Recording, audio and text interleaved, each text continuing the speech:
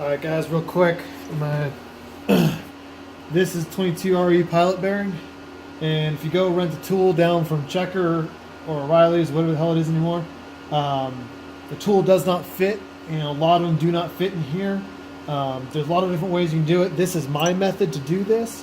What we've got here is, I believe it's part of the viscous coupling out of a Rover. All that really matters is a really big chunk of steel. It's got a nice center that we can thread the bolt through. What I've got here is the bolt that goes through the intake manifolds that Allen wants. I happened to strip this one out, so I replaced it.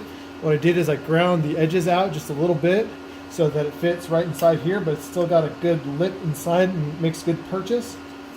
So in order to get this to work for me, all I got to do is thread my bolt through, put a captain nut on the back just to make sure it doesn't come all the way through. Then all I gotta do is basically just use it as a slide hammer,